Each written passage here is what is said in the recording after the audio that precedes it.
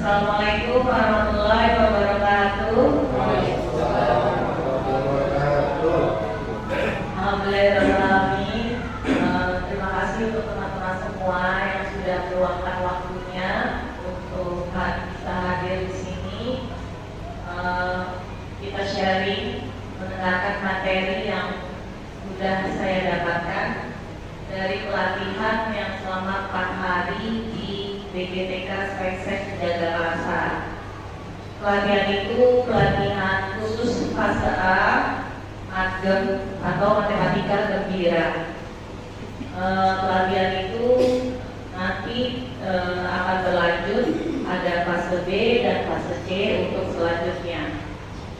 Kemarin itu sebagai bukaan saya cerita sedikit dari Kemendikbud mengadakan pelatihan selama 4 hari di BGTK. Tapi sebelumnya kita diadakan Zoom karena kita ada modul-modul yang harus dibaca terlebih dahulu. Ada 5 modul yang harus kita pelajari sebagai pembelajaran mandiri. Jadi ketika masuk pelatihan di hari Senin sampai Kamis, kita sudah tinggal pendalaman saja dan praktek-praktek. Ya, pelatihan ini matematika gembira diadakan karena melihat bahwa pelajaran matematika itu ditakuti oleh sebagian besar murid di Indonesia. Karena itu upaya Kemendikbud salah satunya adalah dengan upaya pembelajaran matematika yang menyenangkan, yaitu gembira.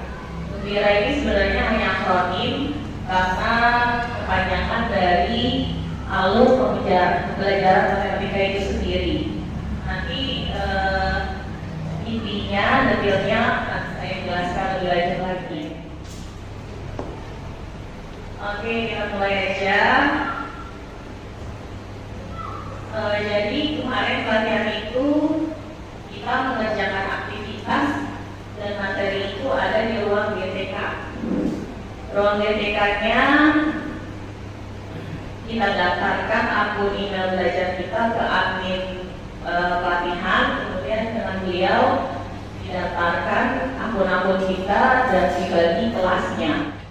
Nah, dari 5 modul ini saya akan mengambil salah satu modul saja, yaitu jelajah ukur. Tujuan pembelajaran kita bisa dilihat menggunakan konteks lingkungan sekitar atau kehidupan sehari-hari yang selaras dengan konsep pengukuran, khususnya dari budaya lokal seperti permainan tradisional serta benda di lingkungan sekitar. Kedua, peserta mampu merancang aktivitas pembelajaran pengukuran untuk fase A yang mengedepankan pendekatan kontekstual dan eksplorasi. Yang ketiga, peserta mampu menyusun rencana pembelajaran pengukuran yang mencerminkan prinsip berkesadaran, bermakna, dan pemikiran. Selanjutnya, ice breaking dulu deh, tentang kata ini menyangkut pengukuran. Kita nyanyian berhubungan dengan ukur mengukur. Di sini ukur, di sana ukur. Ayo Bapak Ibu, 1, 2, 3. Di sini ukur, di sana ukur, di mana-mana hati gembira. Dengan jengkamu, dengan langkahmu, mengukur benda ayo semua. La la la.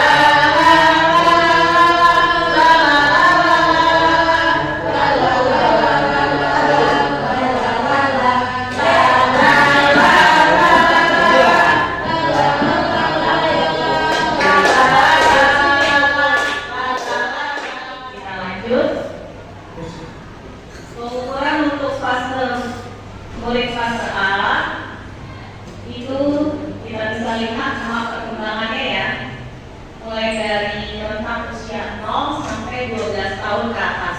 Nah, kita yang khusus di nomor 3, 6 sampai 12 tahun, operasional konkret, berarti ada yang benda-benda nyata yang ada di sekitar kita, yang dekat dengan kita, dan tentunya bisa dipelajari dengan menyenangkan.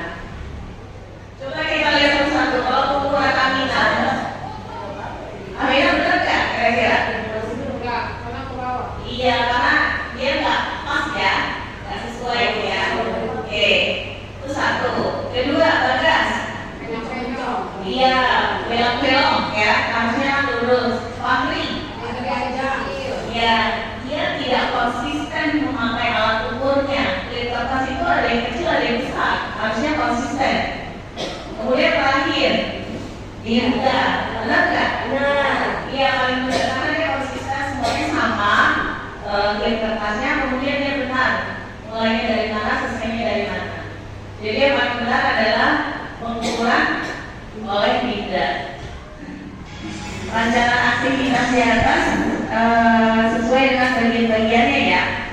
Tujuan aktivitasnya misalnya untuk mengukur benda-benda pajak, benda-benda kelas benda-benda yang ada di kelasku. Kemudian konteksnya apa, tujuan aktivitasnya, dan alat dan bahannya. Saya sediakan. Ada stick ice cream, ada paper clip, ada spidol. Silakan nanti dipilih ke kelompok. Pedagang dulu nama ini ya. Ini alat mulai boleh terserah, boleh pakai nyekal. Misalnya pertama, meja udah. Buku tulis, tempat pensil mau yang mana terserah. Alat ukur yang mana sih? Mau yang mana? Spidol. Boleh ukur lebih kalau ukuran.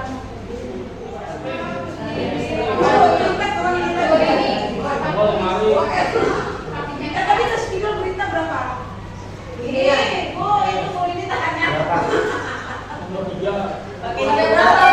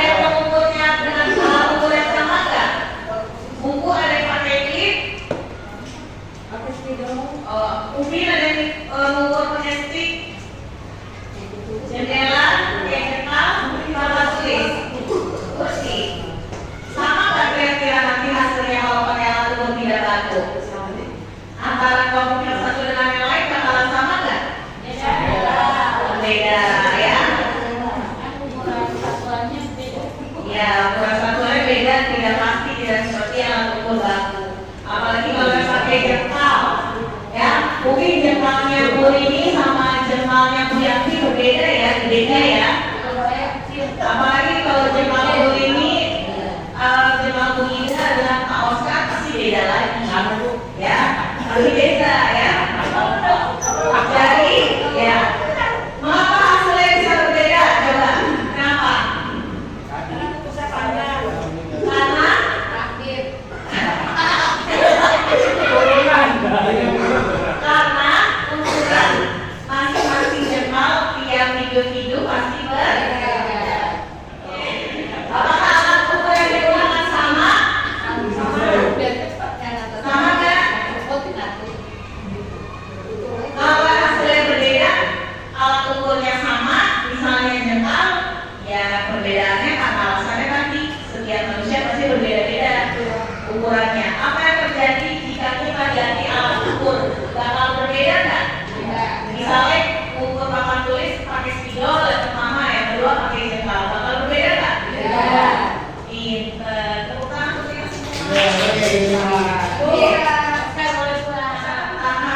selanjutnya setelah buat aktivitas adalah ikuti pemikiran murid. Nah, ikuti pemikiran murid ini adalah potensi cara berpikir murid mengalami kesalahan umum yang mungkin terjadi, serta strategi yang dapat diberikan untuk mendukung pemahaman mereka.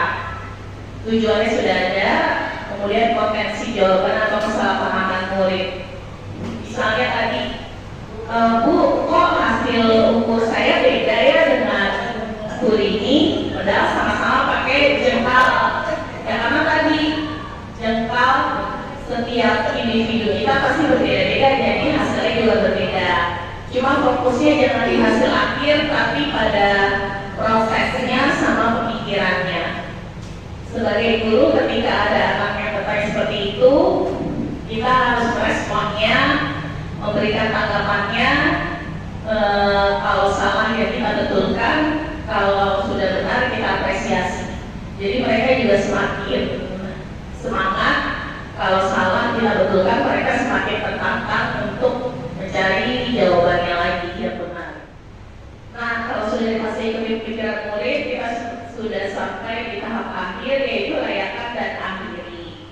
Di sini tadi mungkin setelah mengerjakan LKPD bisa kita apresiasi dengan berikan nilai atau berikan semangat lagi dengan refleksi, seperti misalnya tanya jawab antara guru dan murid. Apa yang kamu pelajari dari kegiatan ukur hari ini?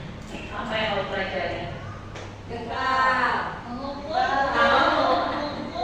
Kalau untuk fase A, alat ukur yang tepat lebih baik menggunakan alat ukur tidak baku. Kemudian hasilnya juga pasti bervariasi antara satu dengan yang lainnya. Alat ukur mana yang paling kamu suka? Jengkal. Stick es krim. Bagaimana hasil pengukurannya agar lebih sama, konsisten? Jadi jangan belok-belok, pakai ukuran yang sama. Misalnya krim, jangan ada yang kecil, jangan ada yang gede. Ini. Kemudian bisa aja refleksi itu bersifat perasaan atau emosi. Misalnya, bagaimana perasaan kamu tentang pembelajaran hari ini? Apakah yang happy? Atau pusing, tambah pusing? Atau marah karena ngantuk? Terima kasih teman-teman sekalian sudah mau meluangkan waktunya dan mau mendengarkan apa yang sudah saya terima di materi pelatihan tempo hari. Semoga semua ini bermanfaat untuk kita semuanya. Terima kasih. Wassalamualaikum warahmatullahi wabarakatuh.